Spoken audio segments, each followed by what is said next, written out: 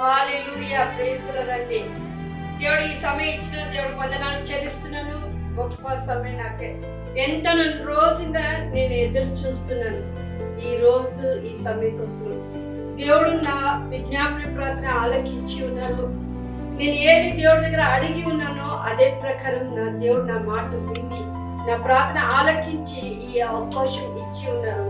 ఏమంటే చాలా రోజుగా అనుకున్నాము, నాకు దేవుడిచ్చిన దర్శనలు, దేవుడిచ్చిన మినిస్ట్రీ, దేవుడిచ్చిన పని కోసం నేను ఎలాగ బయటకు తీసుకెళ్ళిపోవాలని ఆశించినప్పుడు ఎలాగని ఎంతో రోజుగా ప్రార్థన చేస్తూనే ఉన్నాను. ఎందుకంటే దేవుడు సహాయం చేయాలని ఈ రోజు నాకు సహాయం చేసి ఉన్నారు. నా జీవితంలో చేసిన గొప్ప కార్యము దేవుడు నా జీవితంలో చేసిన అద్భుతాలు అనేక దగ్గర పోవాలి. ఎందుకంటే నేను ఒక ప్యూర్ క్రిస్టియన్ కాదండి, ఒక ముస్లిమ్స్ కుటుంబంలో నాకు ఎవరో ప్రేయర్ చేసి ఎవరో నేను పిలవలేదు. నేను చచ్చిపోవాలన్నప్పుడు దేవుడే వచ్చి మాట్లాడి నీవు నాకు కావాలా, నీవు నా సొత్తు అని మాట్లాడినారు.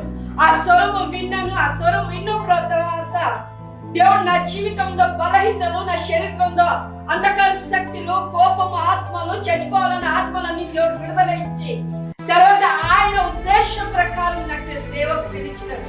ఎందుకంటే నాకు సేవ అనేది తెలియదు. ఒకటే మనకు తెలుసు, మనము నమాజ్ చదవాలా, కలాం చదవాలా అందరికి తెలుసు. ఇది వేరే వేరే చర్చిలో ఉంటుంది, ఇలా చర్చిలో ఉంటుంది, ఇట్లా దేవుడు మాట్లాడతారు, యేసు ప్రభు దేవుడు మాట్లాడతారు మనకు తెలియదు. అంటే మనకు ఒకటి తెలుసు, యేసు ప్రభు ఒక ప్రవక్త, ఆయన దేవుడు కాదని మన కుటుంబంలో మనకు నేర్పించిన మా పితరులు, అది మా హృదయంలో నాటబడింది. ఏ రోజు నా దేవుడు నా జీవితంలో వచ్చినారో అప్పుడు నేను పరిశుద్ధ గ్రంథం చదువు చేసేటప్పుడు దేవుడు నాతో మాట్లాడినాడు అనేక వాగ్దానాలు. ఎందుకంటే నాకు తెలుగు చదవక రాదు, ఏ భాష రాదు. ఉర్దూ బైబిల్ చదవాలి, ఉర్దూ బైబిల్ కూడా నాకు చదవక రాదు. ఎందుకంటే నేను ఏ స్కూల్కి పోలేదప్పుడు దేవుడు మాట్లాడినారు, దర్శించినారు.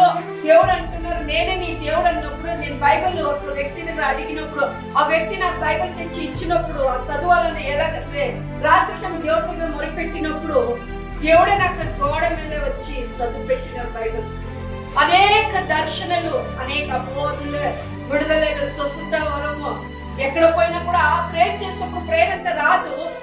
ప్రేయర్ చేసేటప్పుడు అద్భుతాలు జరిగినప్పుడు అందరు చెప్పారు, ఏ అమ్మాయి ప్రేయర్ చేస్తే అద్భుతాలు జరుగుతున్నాయని చెప్పి. అలా దేవుడు మెట్టు నన్ను మాట్లాడి దర్శించి అనేక రకాల సేవలు నేర్పించి దేవుడు ఒక సంఘంకే ఒక తల్లిగా నన్ను నిలబెట్టి ఉన్నారు. నా ఉద్దేశం ఏమంటే ప్రతి ఒక్క స్త్రీ దేవుడు వాక్యం ప్రకారము బలపడాల. చాలా మంది స్త్రీలు ఏమనుకుంటారంటే, అయ్యో నేను చర్చికి పోతున్నాను, వస్తున్నాను, దేవుడు ఫాస్ట్ వాక్యం విన్నాను అంటే చాలు.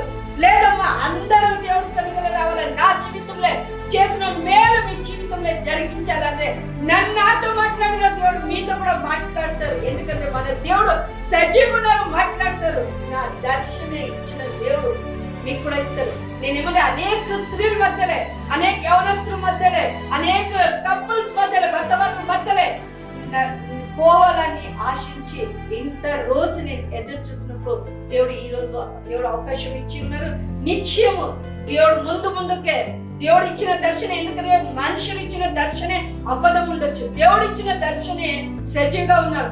దేవుడు స్త్రీ పురుషులని చెప్పి ఇయ్యరు. దేవుడ సేవ, దేవుడ రాజ్యం కట్టబడాలంటే దేవుడు ఇచ్చిన నా జీవితంలో దేవుడు సేవ, ఆ దర్శనే నిత్యము. దీని ద్వారా చాలా అద్భుతాలు తీసుకుపోతారు. అనేక దేవుడు రాజ్యంలో వస్తారు.